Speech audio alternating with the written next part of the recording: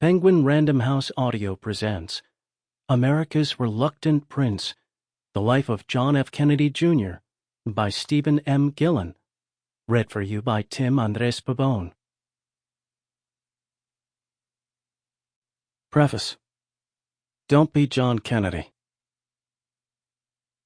I met John F. Kennedy, Jr. in the spring of 1981, when I was a 25-year-old graduate student. He was a 21-year-old sophomore history major at Brown University, and I was the teaching assistant in a class on 20th century American political history. Our friendship got off to an inauspicious start.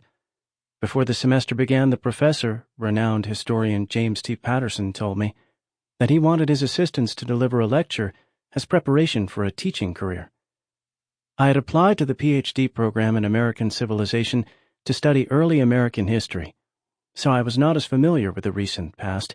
I had, however, always been fascinated with the 1960s, and the Kennedy presidency in particular, so I decided to give a critical lecture on JFK and civil rights.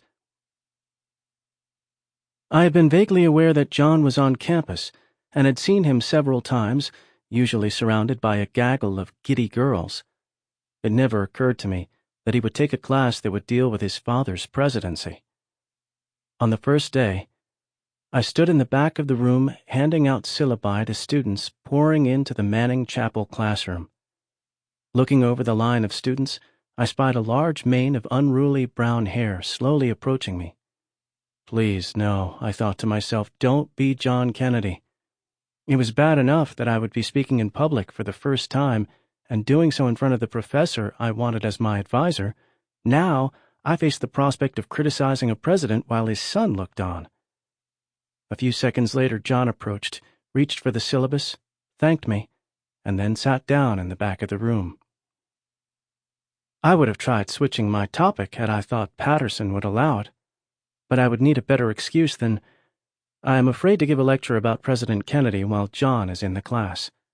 That statement would surely have marked the end of my graduate career, and rightly so. My talk was scheduled for March, so for the next few months, I labored to write and rehearse the lecture. It took about 5 weeks to write the talk, and then I spent another 4 weeks practicing it.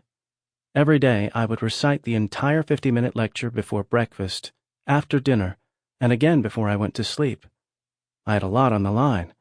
Not only would I be giving a public lecture for the first time, and doing so in front of more than 100 bright brown undergraduates, but also I was auditioning for a spot as one of Patterson's PhD students. Oh, and then there was John, although I must confess, Patterson scared me more than John. At 10:55 a.m. on the day of my lecture, I marched into the hall and took my position behind the podium, hands tucked safely in my pockets so students would not see them shaking. Professor Patterson took a seat in the middle of the room. Looking around, I took some comfort in seeing that John was absent, a not uncommon occurrence. But just as I was about to start, the back door swung open and in he walked. Students have a natural tendency to sit as far away from the professor as possible, so the back rows were full. John kept moving forward until he plopped down in the seat directly in front of me. John and I sat only a few feet apart that day, but we came from vastly different worlds. I grew up in a working-class family outside Philadelphia. I had been a mediocre student for most of my life, but finally turned things around in college, earning good enough grades to get accepted at Brown. Education has often been the pathway to the American dream, and that was certainly true in my case. Getting into Brown was my big break. There was no way I was going to screw up this opportunity. The first line of my lecture, which I can still recall almost 4 decades later, read, "President Kennedy was a pragmatist who did not impose moral solutions on problems." Simple enough, yet somehow my well-rehearsed words escaped me the moment I needed them most. I stood in front of the room paralyzed by fear of the 100 students in the class, fear of my intimidating professor, and perhaps most of all, fear of giving a lecture about a man while his son sat a few feet away. My first public lecture thus began with a succession of ahs and ums. My mind had gone blank. I thought to myself, just look down and read the words on the page in front of you. During times of crisis, some people are able to reach deep down inside themselves and find a vast reservoir of strength. I am not one of those people. I hyperventilate. I sweat. I grow more and more anxious. I finally looked down at my notes, but by this point, everything had grown fuzzy. What in the world was I going to do? Either I said something soon, or I would be forced to run out of the room humiliated and resign myself to a short life doing manual labor. I kept repeating to myself, say something, anything. So I did. President Kennedy, I began. President Kennedy. President Kennedy had no moral scruples. I have absolutely no idea where that came from, but that was what came out. As soon as the words left my lips, I realized I was in trouble. I glanced down at John, who glared up at me. Then a student in the back of the room, who was too far away to see the look of terror on my face, must have assumed that it was all a joke. She laughed, and the entire class joined in. That laugh saved my career. With the ice broken, I went on to finish the lecture. I criticized JFK for being too slow to embrace the civil rights cause, but noted that he eventually did, and in a famous June 11, 1963 address, he became the first president in history to refer to the civil rights movement as a moral cause. Before he left the room, John came up, shook my hand, and said, "Great lecture." It would be several years before John and I became friends, but once the bond formed, we remained friends for the rest of his too short life. Perhaps surprisingly, given that I am a professional historian, it wasn't until years after his death that I began trying to understand John through the eyes of a scholar.